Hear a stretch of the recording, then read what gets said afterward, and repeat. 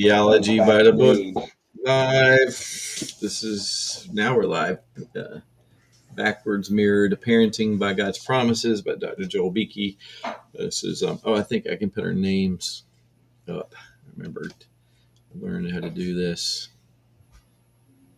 and then get rid of the banner. I was going to say, I don't know if you care, but it's wrong. I know. Calm down. What's wrong?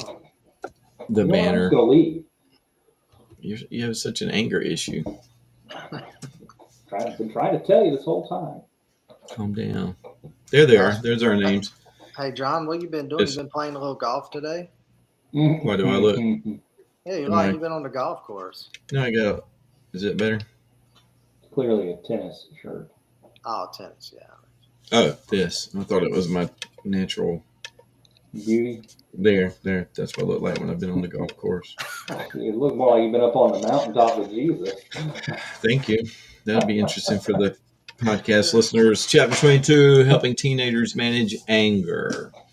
It's Pastor Christian Herring from Baden Baptist Church and Wes Mabry from 2nd Street. Okay, there you go. I was going to say you were from it's not pulmonary, it's respiratory therapist. And I'm Pastor John Black, 2nd Street Presbyterian Church. This is the last chapter, but we are going to look at the next two, the follow-ups behind it. The next one is To 1,000 Generations. And then after that, it talks about grandparenting and getting your children ready for marriage. And then the appendix is Cotton Mather's Parental Resolutions. So there's a kind of interesting. Appendix 2 is Children in the Church. So we'll look at those two things. And then we're looking at another book, and we're sort of, decided on, what was it called? Thoughts for Young Men by J.C. Ryle. Is that correct? And so because it's short, that's what Christian said. But I think it's also of use. I was reading it. It's a pretty good book. And then afterwards, we'll see what to do after that. So I'm also looking at, we're Smoking Ink, the men's Bible study. We are going through John Calvin's Institutes of Theology, but we're kind of not reading it straight through. We're going to skip through and just pick out parts of it. But I'm thinking about doing some kind of reading through that because people are having trouble reading it and understanding it without a great deal of slow reading and thought. So after that, we can do the Summa. Well, and I'm not talking about doing the institutes during this time. I'm thinking about just doing it like just as a reading during I'm thinking about how to help people as they're reading through a chapter. Like just do it kind of every day, anyway, it doesn't matter. So, page 259, that's where we are. Not me. You're not on page 259? I was on 260. Okay. Sorry. See if you can find this. Okay, you want to read the two verses there? I'm on it. You've been. Be ye angry and do not sin. Let not the sun go down upon your wrath. Ephesians 4:26. Wherefore, my beloved brothers, let every man be swift to hear, slow to speak, and slow to wrath. James 1:19. There you go. So he always sort of ties those in. So I'll tell you what I'll do. I'll take now you can turn to page 260. I highlighted naught on the first page. Naught. And so he talks about righteous anger. So there is, the Bible talks about righteous anger, and I'm trying to see,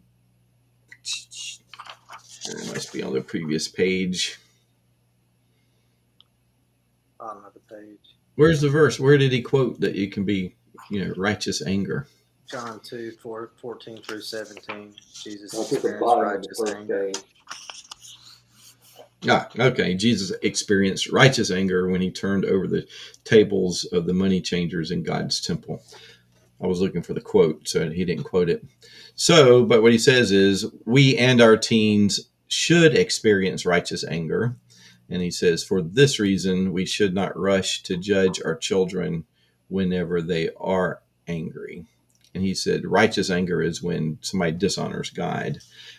But I think righteous anger can be, I don't want my child gets angry, my teenager's angry, and I'm like, why are you angry? And they say, um, Joab dishonored God at school today, and I, through my that's right, smoked him.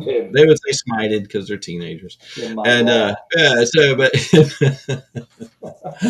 but I think there are other times when somebody may have a righteous, I would think like maybe righteous indignation or anger, like you see somebody's bullying somebody or picking on somebody or something's wrong and they didn't know how to deal with it, so, or a teacher treated them poorly and they're angry there are other reasons that somebody can be angry, and rightly so, without it being just defined as someone has dishonored God and therefore I'm angry. What do you think? I think it's not just that this dishonors God, but is this something that God himself is angry at? Is this an injustice that God is rightfully angry with? Is the, slaughter of unborn children, does that make God upset? Yes. Okay, that should make me upset too. So what should you do with that anger?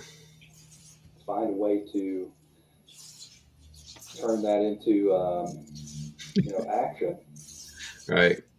Well, because we've had in our denomination a guy that was excommunicated years ago from the PCA that took it upon himself to kill an abortion doctor because he thought that was righteous because that would stop the slaughter of innocents. And he took the law into his own hands. He vengeance is mine, saith the Lord. You can't. That's why he was excommunicated years before, because he had some obvious problems and things. But there are ways to be angry about this, and then to say what is the righteous way of dealing with the anger that we have over this. And so your anger should drive you to seek some sort of resolution to this. And I want to get off on different topics, some moral topics and things. Although I did just see on Facebook today a article or something that somebody had written that was about, it's probably one of those Doug Wilson type guys that was saying, maybe, I think it was Cross Politic, that's who it was, that glad to see you have some good stuff on your feed. Yeah, that you got to keep up with people. You got to know what they're thinking. And so sorry, I got to adjust my glasses.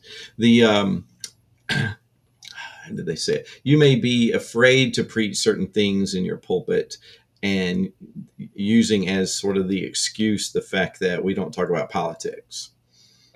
So not addressing things that are happening in the world that should be dealt with by the government, because we don't talk about that sort of thing here. And so, in Cross Politic, their name, they're certainly going to be talking about political issues, but yeah, dealing with things that rightly should make Christians angry.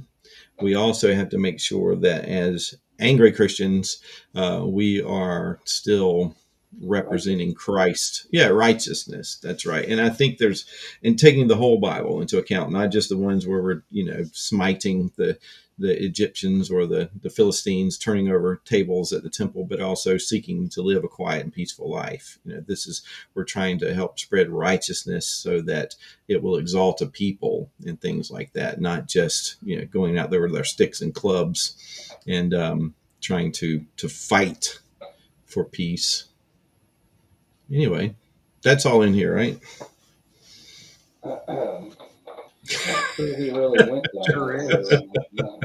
It's in here. It's in this one. So my only point being is there are times when somebody is angry, and there is a right way and there's a wrong way to deal with the anger. But with teenagers, his point is that takes a certain level of maturity not just in the faith, but as a person, to be able to do that. And so our teens are not yet matured, and especially the younger they are, the less mature they are. So for us to expect emotional maturity from our teenagers or children is unreasonable. Is that what he's saying? I think so. All right, then. He talks about sinful anger is too common. He says it takes many forms, and he quotes this guy, Lou Priolo. Have you heard of him before? I looked up the footnote, but the end note, I hadn't heard of him. He lists several undesirable forms of anger. I thought this was kind of good. One he called outbursts of anger, which are temper tantrums, argumentation, a quarrelsome debate. I was very good at that as a child. My mother was convinced I was going to be a lawyer because I like to argue about everything. And I argued with her about that. I wasn't sure she was right. Disrespect and fighting, which is violence.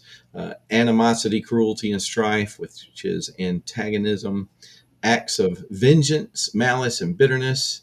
And discouragement, which is apathy and indifference. So discouragement being apathy and indifference. I guess I was thinking on the lines of the acts of vengeance, malice, and bitterness. You don't want to have somewhere I read sinful responses to sin. That's what we want to avoid. So anger is a powerful emotion, and there's a song that says anger is an energy. It is. It's a powerful motivator. I know a lot of athletes, they want to get angry before they go. I slipped in on the, I think it was some of the football players at the University of South Carolina were lifting weights. And I went in there. It was a frightful thing to see. Oh my goodness, you knew you could be crushed like a bug at any moment. And if they just dropped a piece of weight on you, but they were in there just yelling at each other, angry, bad, push and push. And, so anger can really motivate somebody to do bad things. So the preventing teen anger is one of the first things he talks about here. And at first he says, fathers, don't provoke your children to wrath. So we don't want to be the cause of our children's anger. And it's easy for us to do. So, Wes, I'll bring you in on this one. How might a parent provoke their child to wrath? I think one of the easiest ways would be leading with a poor example.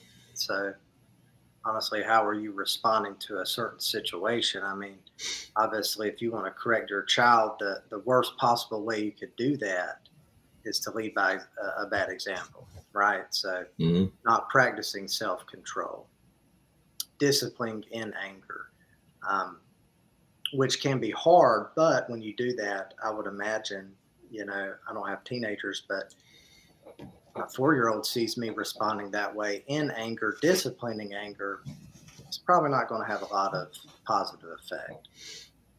Right. I agree. Christian? Thing to add? Button pushing. Oh, that's good. I mean, that's kind of intentional, but why would a parent do that? Because it's an easy response to a frustrating situation. It's kind of push, not in a joking way, but in a like, oh, okay, I got you right now. It would be very easy so that's kind of almost into bullying. That's kind of how I'm hearing it, because we have so much more experience and we're so much bigger and better at attacking another person verbally that we can really win those types of battles with our children. And especially if they make you mad. I think that's the thing, for your children to anger you and you to respond in anger, they're not going to win that. And the older they get, the more they try to, they're going to push it. And so you just have to go one higher, and they push it and you go one higher. And it's almost like you're caught in this and that escalation. Right. And you're going to win it, but you don't win.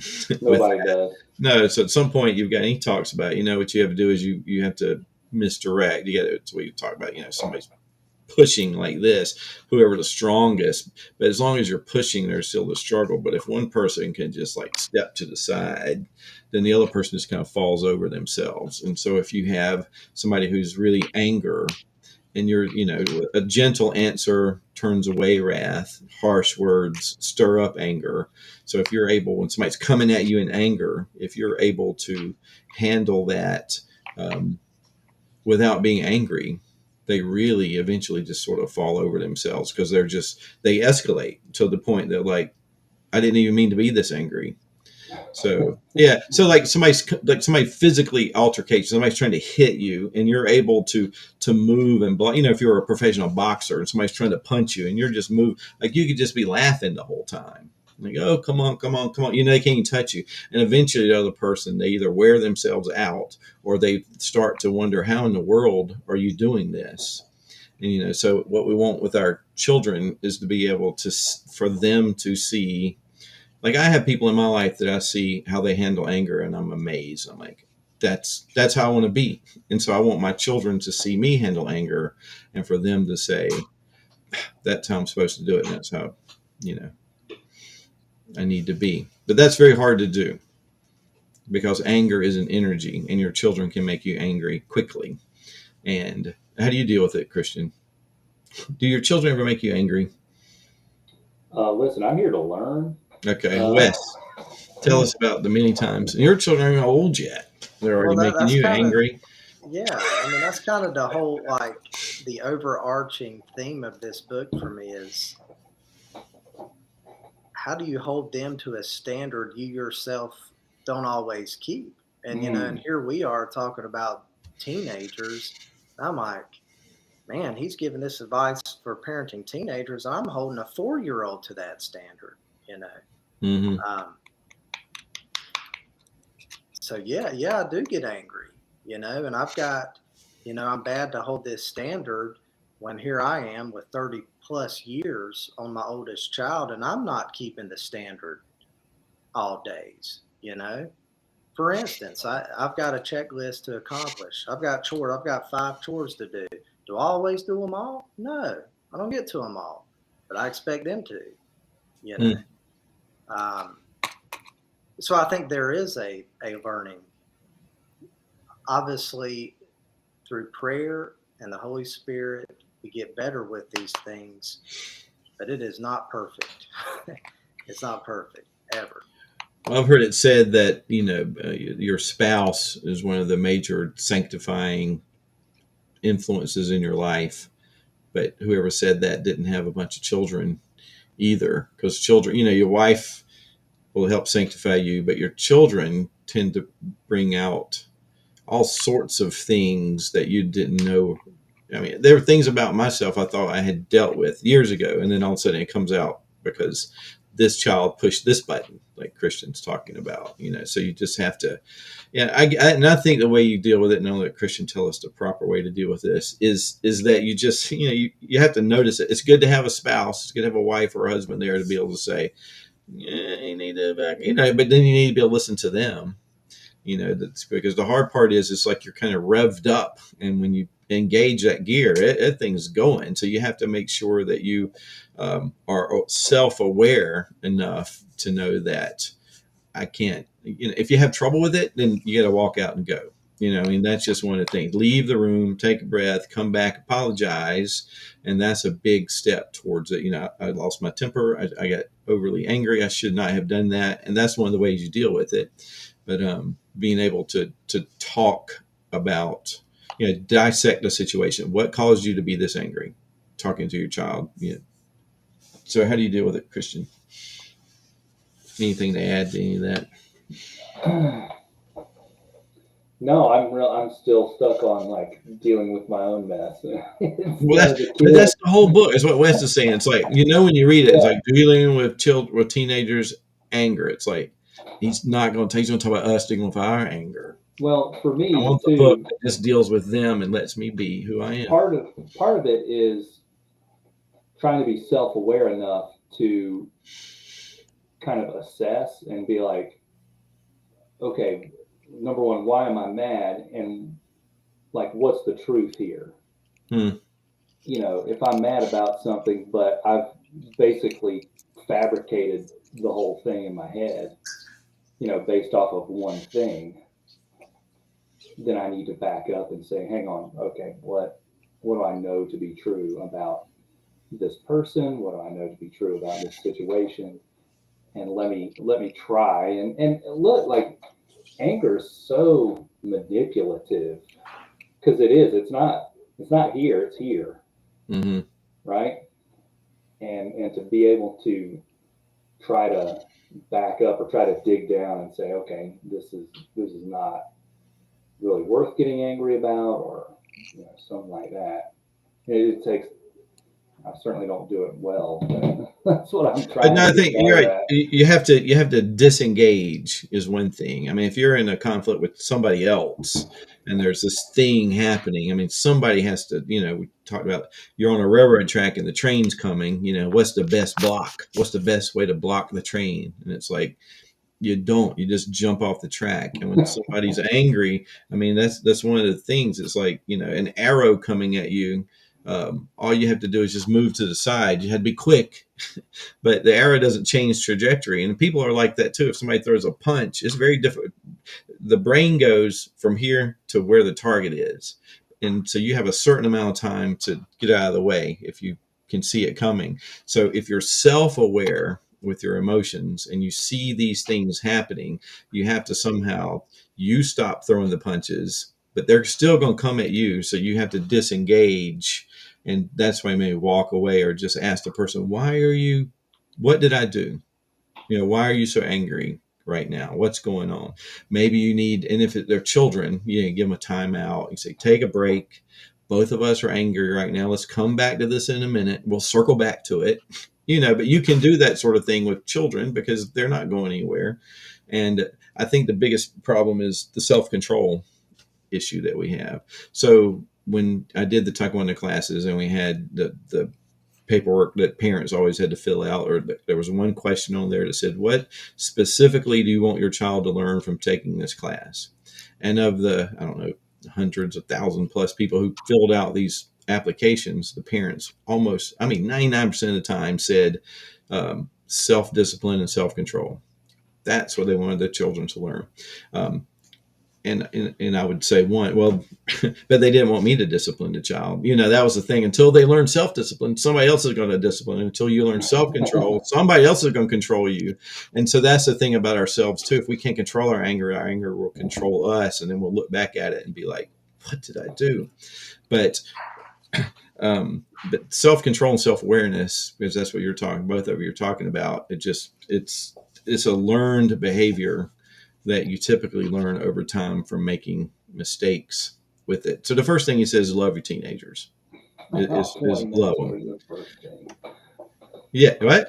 I said 20 minutes in and we're at the first thing. Yeah, well, that's all right. We're going to go back. Hugs, smiles, positive affirmation. So yeah, it does go a long way. I mean, I don't know how your parents were growing up, but having a father, particularly mothers, I think more instinctively do this. Sometimes they don't, but particularly having a father that just don't be afraid of showing emotions to your sons. Like, don't think that that's unmanly. It's good. Jump in, comment at any of these when we go through them. Linger around our teens.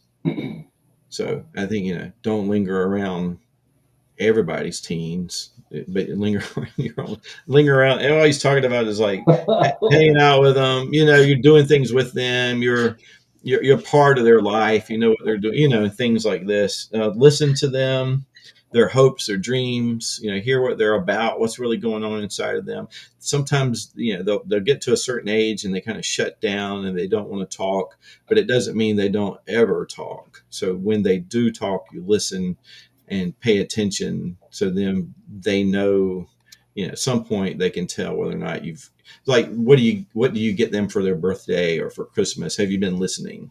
That sort of thing. So when something comes up, they know if you're listening or not. It's easy not to listen to kids and you think you do. I just, like at church, I've noticed the little kids, if you say something about one of their, like, man, those are some awesome shoes, all of a sudden everybody's shoes are coming out. Hey, look at my shoes. Look at my shoes. Look at my shoes. And you can tell, I like Paw Patrol. I like trucks. I like John Deere. And there's the things you can learn about the little kids just from their footwear. It's quite remarkable. And the cars and the trucks they have. But teenagers, same thing. Music they're listening to, the clothes, things they talk about. Lavish our teens with affirmation. As I read these things, I know parents who do this way too much. And so I'm like, I don't want those parents to listen, but if you're not doing it, you need to do it. Give clear and reasonable boundaries. And he says defining moral, physical, and time boundaries, and then enforce. So you have moral boundaries. Like, we don't do this sort of thing. There's physical boundaries. I guess he's talking about places we don't go. You think that's what he means by physical, unless, don't hold hands with somebody or something too, maybe. It's probably all of the above. Okay. Well, I don't know about holding hands, but. Yeah, So, and then time boundaries, like how long can you play the video game, or how long can you stay out before you're supposed to be home, things like that. And then legitimize an appeals process. I like that. So we try to do a thing here where I've told Christian in particular, because he tends to be the one to want to make use of an appeals process, which an appeals process is, hey, I think you're wrong, or we have this rule, but maybe this time can I, like he talks about, I think this is where he talks about there's a rule, lights out by 10:30 at night, but you have an event that's happening. I know I'm supposed to be back by 10:30. You have this event. Can I stay till 11? So you ask ahead of time, and you have to be willing to say, yeah, I can be flexible with the rules, but you don't come in at 11 and say, hey, is it okay that I came in late?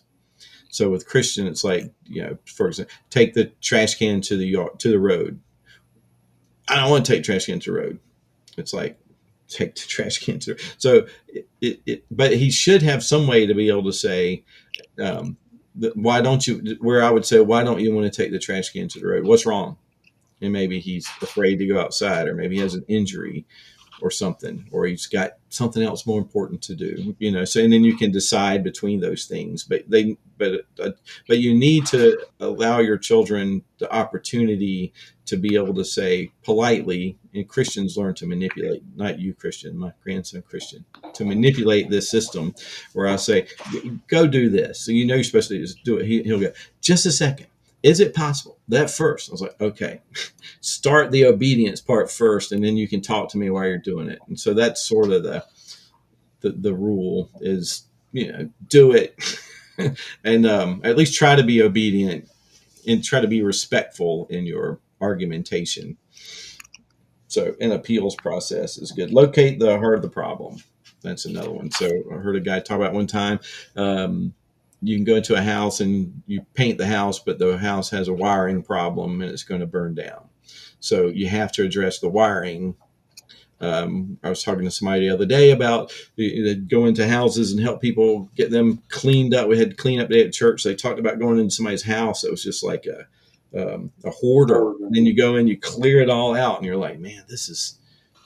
They're going, and then a month later, it's just like it was. And it's like, well, you did not address the problem. The problem wasn't the stuff. The problem was the person that hoarded the stuff. So how do you, maybe at some point it's helpful, but you have to figure out, what's at the heart of the problem. Why are you angry? What's wrong, bud? Just something like that. Just like, hey, what's going on here? Because somebody might be freaking out, throwing toys or something, but rather than just running in and saying, why don't you, it's just sort of like, hey, you stop the problem first.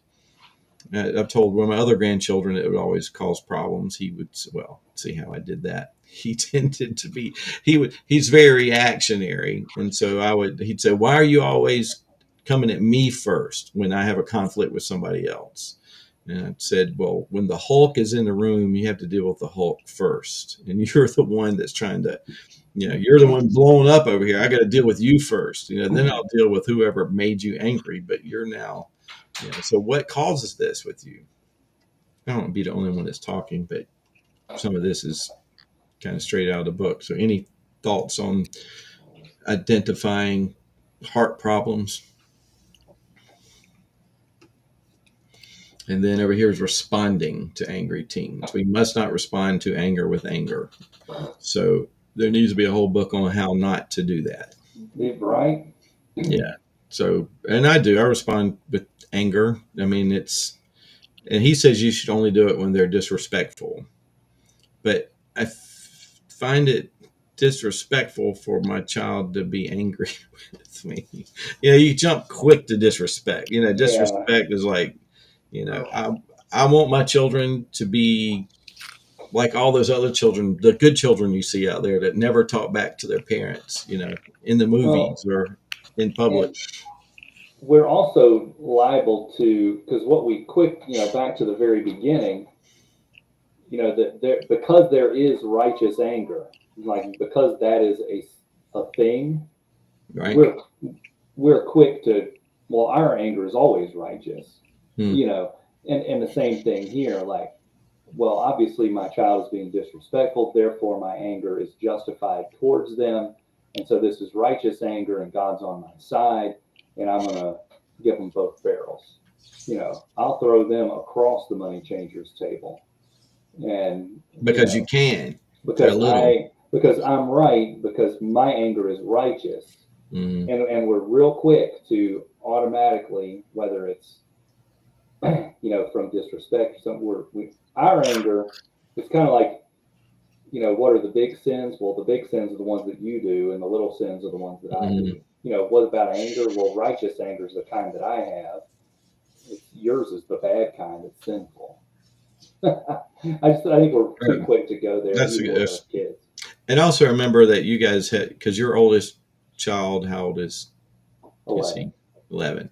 So I just remember looking at my kids and thinking, one day I'm going to have full-grown human beings in this house. We're going to have a house full of adults. It's like, we got a bunch of little kids running around is one thing, but man, when everybody's your size, you just have a house full of people, and they're your size or bigger. I mean, both Ian and Chandler are both like bigger than me, and so you train them early to be convinced they'll never be able to take you in a physical confrontation. I mean, you get in their heads, but it's like you're also training them when they're younger. Like if you're always just angry at them and you're coming at them and they get to be teenagers, they're going to challenge you, and that's going to really up it.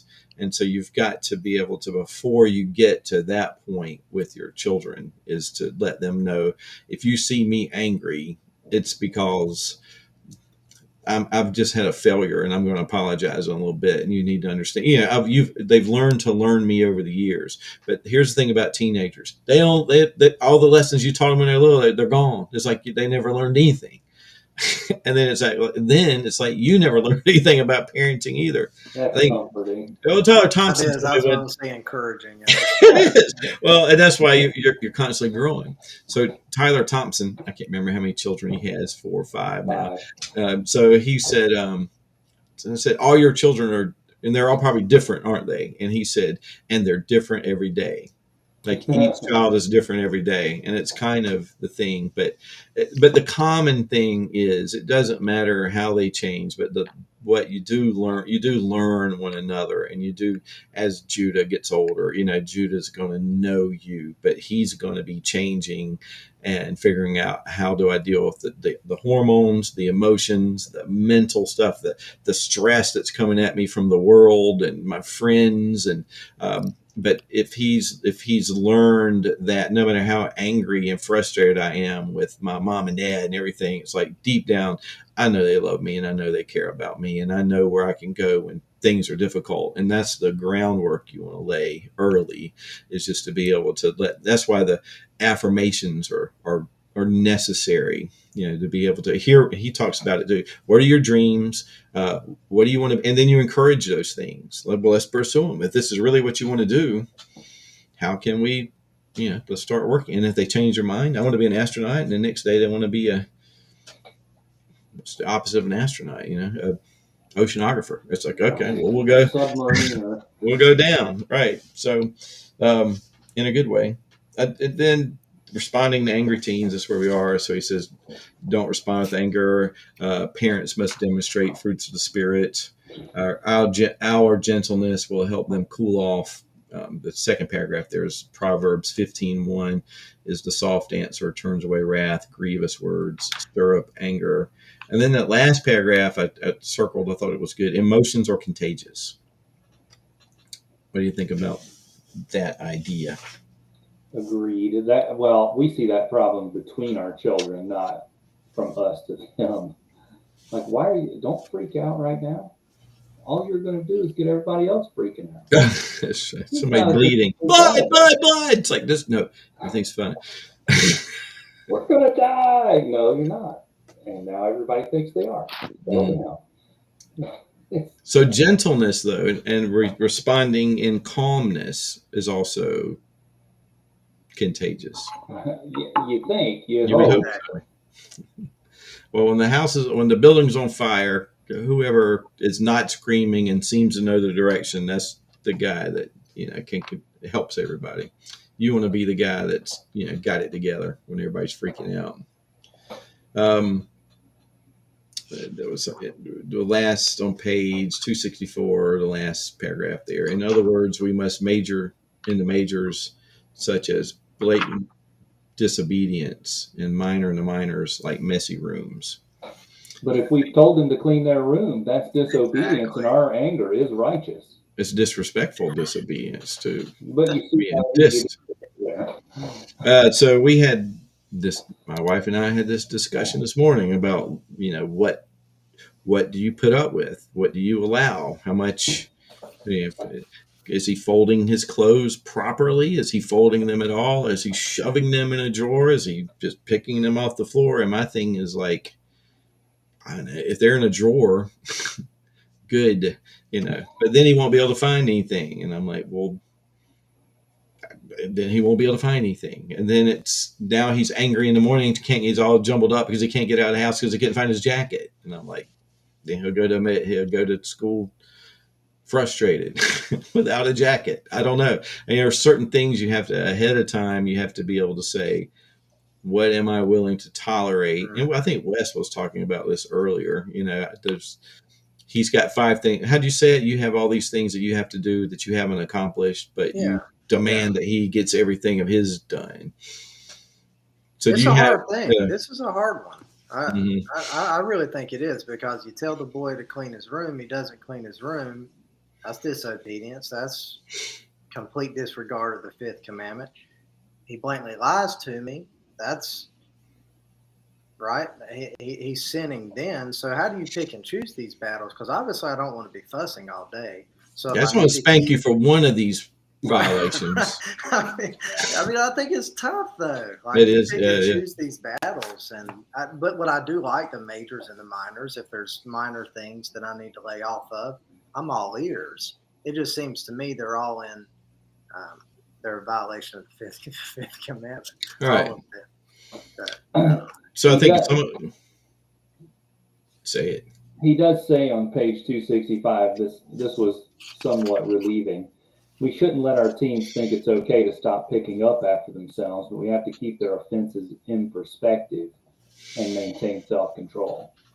And I think that we know our kids. I know when my kid is just being obstinate and just not clean, like not doing what he's capable of doing. Like I know that. Like you're just being lazy. You just don't want to do it. Now do it. You're disobeying. Versus, okay, they've put forth their effort. And this is their effort.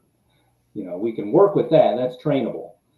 But you just went in there and played around when I told you to clean up. Lock and load. It's go time. Right. So and you used the word training, which is one thing too. And so this may just be me. I don't tell. I catch myself saying it, but clean your room is very general and vague. Like it's like cleaning is one thing, but pick up everything off the floor, more specific, like, pick up your jacket and put it in the drawer. That's why didn't you do it? And then you lied about it. So, every sin deserves the wrath and curse of God, which is hell. But your children cannot receive your wrath and curse over every sin. that you have to be able to treat them the way you'd want to be treated, but you do want to train them up in the way they should go, and the way to do that is we talked about PCP. You want to get you some PCP when you're talking to your kids, and it's the correct praise. It's I've heard it called the compliment sandwich or something like that, where it's like, if there's anything good about what they did, I see you made an effort, but your clothes are still on the floor.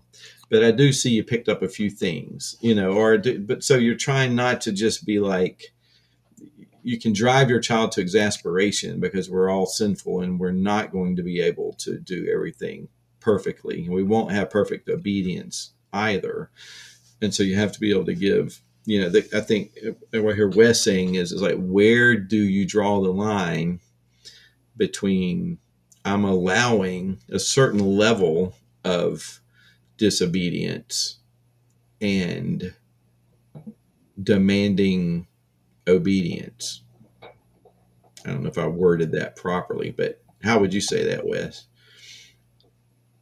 Yeah, no, that's exactly what I was saying. I do think in my own experience, as time goes on, not teenagers I'm dealing with, but you have to be realistic of what your expectations are. And you do, like you were saying, have to be specific with what you're asking, But yeah, where do you draw the line? And I think some of these day-to-day things like cleaning rooms, did I explode a little too much early on? Yeah, probably so. But still, where to draw that line? Is it a habitual thing? Every time you walk in there and it's just complete disregard for what you've said, well, at that point, obviously more correction needs to happen, But in our experience, does the boy clean his room perfect every day? No, but it is improving. It is improving. And I think these kids are, in my own experience, I try to set these standards, and these are persons we're dealing with. They're, obviously we nurture them, we provide for them, but they're persons created in the image of God, and we have to allow them to, no different from us, but practice these things, develop these habits, get into these routines, and me personally, not make mountains out of a lot of molehills, which I tend to do. Right. So I think, God's gracious with us. He's gentle with us. He's patient. And I think that I like the King James long suffering, to be patiently long suffering with our children, maybe giving them the benefit of a doubt that if I were, maybe it's hard to know what's going on in your child's head when they're little. It's like, and toys are everywhere. If giving them the best benefit of a doubt, it's like he's just playing and he's not focused. And it's like, well, he's a little kid. He's supposed to be doing that. What you got to do is figure out how do I get you to understand. And I don't know, maybe there's too many toys in the room. I engineer problems out. That's been my big thing. And it's like, and then I had to be reeled in because of my Christian here, a grandson, he's like, balls everywhere. How many things do you break in the house because you can't? So what we've come up with is like, guess what? No ball in the house. Oh, a balloon. Well, guess what? That's a ball. Something that can be thrown up and down that square. That's a ball. That car you're having right there. You're throwing up and down. Oh, that's a ball. So before you know it, treat it like a ball. Everything's gone, man. Everything's gone. There's nothing. It's like you leave a ball in the yard, the ball's gone. Everything's gone. And I find myself suddenly, I'm the warden up with this gun. I'm like, give me a toy. Pow, pow, it's a toy. It's gone. Give me another toy. And it's like, okay. Perhaps the issue is, I'm more concerned about him obeying me. It's this conflict between obedience and, how you're supposed to obey me, versus I think Christians, I should be talking about him with, all three people that listen to this, is he doesn't think. He didn't think about it. He's 1,000 miles an hour. He's going to play with the ball, playing the ball. And it's like, and I don't think he's out there saying, I don't care what Papa John says. I want that setting this ball right here. but maybe he is. But I think it's more so so tonight he had a football in the backyard, started pouring down rain, and I'm going, yes. And he looks, he goes, my ball's in the yard. I said, it's been out there for 3 days. I've told you to pick it up, but I was going to play with it. I said, yeah, but it's raining. He's like, let me go get it. I said, no, it's in the yard now. This is why you get it. So, I don't know. I didn't mean go on about stuff like that, but I do think it's like,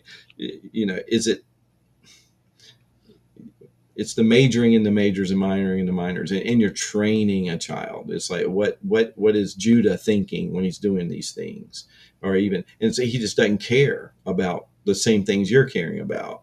And so how do you get him to care about proper things, and how do you get your expectations managed? Maybe Pastor Herrings has a thought. I just, my flesh, my natural state is to kind of agree with this idea of, not making mountains out of molehills. But part of me also says that, like, the training is in the details. Mm. And like when you're in the military, it's attention to detail. Like, your gig line's close. Like, who cares if it's a millimeter off? Well, your drill sergeant does. And the reason that he cares is because every detail matters when, when the junk hits the fan. Like, it's the small things that are going to keep you alive or allow you to be superior in combat. And, is it right to, no, you know what, we're going to, I don't know, I'm just totally being devil's advocate here and kind of just verbal processing my own, what's going on in my own head. Like, maybe there's more mountains than there are molehills. I don't know. Just thinking like long term about something. Like, okay, this is a tiny problem now, but 10 years from now, this one thing is going to be a huge problem. This lack of attention to detail here is going to be, and I think that can driving around on bald tires. All right, but I think you can go the wrong way with that too, because it's like if you don't learn to pay attention, you're going to end up in prison. Where is this headed? And it's like, well, okay, he's not a teenager doing this. He's not a 30-year-old doing this. It's not like he can't, keep his shoes on his feet, and he can't tie his shoes and he's 30. We have a problem, but not being able to tie his shoes at 6, well, we're okay. So I think it is. Well, I know at our house when our kids were little, it was a struggle. There was a certain level of cleanliness and straightfulness you wanted in the house. Like, you wanted things a certain way, because that's the way we as adults had learned to keep them. And my college roommates would have been like, when did you learn that? But my wife trained me. And so I learned, but then the kids come in, and all of a sudden it's like, it's everywhere. It's like, so, okay, we had a Christmas tree, and Amy would decorate Christmas tree the way she wanted it. Little Chandler would come behind and get as high as he could, and he'd redecorate his area of the tree. And then she'd come back and she's like, put it where it's supposed to be. And then he would come back and redecorate the tree. And it's like, what do we do? Do we allow this? And so what we did was we had a kid's tree and we had an adult tree. And so it's like, okay, our tree can be like this and your tree is going to be like this. We put linoleum floors down in the house so that when things were spilled, all we had to do was wipe them up rather than freaking out because you're ruining the carpet or the rug, And so we had to reevaluate our personal standards for adult behavior to accommodate children living in the house in such a way that you could still have a fun, happy home. And it's like, I don't think my grandparents really had plastic on their furniture until the grandchildren came into the house. Tarps everywhere.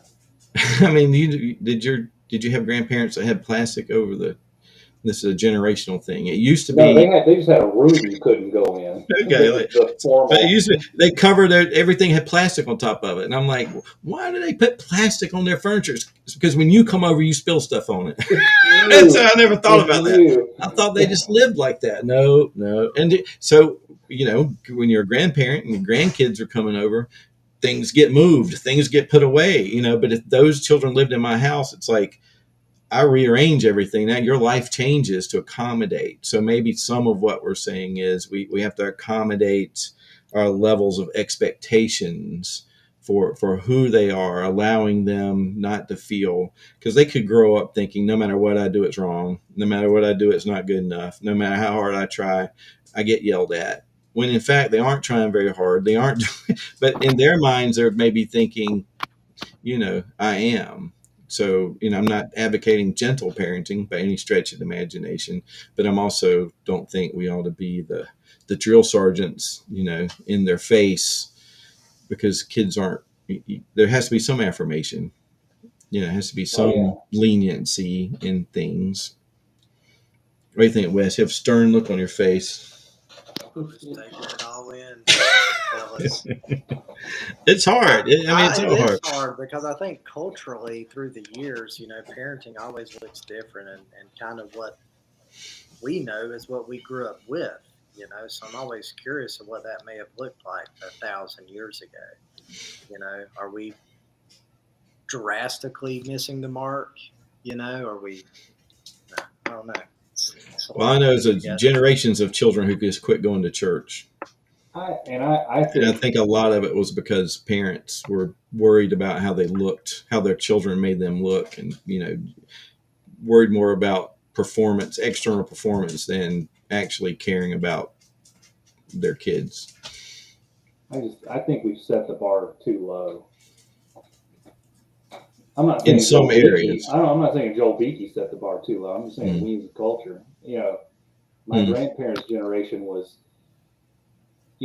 faking their age so they could sign up and go, defeat the Hun. And we got 17, 18, 19-year-olds that need a safe place to cry when somebody tells them that they can't be adults. All right. So don't let extremes dictate how you do things properly. Like, I think children should be yes sir, yes ma'am, no sir. And so, and it should be, Pastor John, Mr. West, things like that. And so we have to model that. We should speak to one another in that way. If you want your children to be respectful, then be respectful. Model it's what Beeke's model respectfulness. If you want to be, I think trying to parent your child to keep them from becoming what we see the world becoming will make us overly harsh. Where I think the world's problem is what you're saying is it's like accept anything. I just want to love. If I just love and cuddle, oh, poor baby, don't say anything to my child. You're going to freak him out. And it's like, no, feel free to say something to my child, but at the same time, don't let the only thing you ever say to my child be something mean. Like, I had Chandler. I was playing with the wheelchair at church one Sunday, and little fellow, like maybe a little older than Judah, I guess. And one of the elders came around, get out of that wheelchair. And I'm like, that's the first thing you've ever said to my child. So what was the rules without relationship leads to rebellion. So it's that relationship, I think, is what they missed in previous generations. So if you go back far enough, it's all about the discipline needs to be there for politeness. But watch Little House on the Prairie. As unrealistic as it may be, I don't know. It's like there's a relationship. There is there's kindness. There's respect. It's all there because it's just expected. But they also they're living in a culture where that's the way children behave. And they don't see movies and TVs where and that's the hard part. The hardest part, I think, is like, we're counterculture here, guys. We're a Christian home. And maybe that's what we focus on. It's like, I know, but we're Christians. We're believers. And not just that we're Christians, but we believe the Lord Jesus Christ. He loves us. He cares. He died on the cross for us. We don't want to be like the world. We want to be lights. What kind of light are you when you're, what kind of light am I being when I just yell at you all the time? I want to have, and I read today, somebody said, if you want to be happy, you need to learn to be righteous.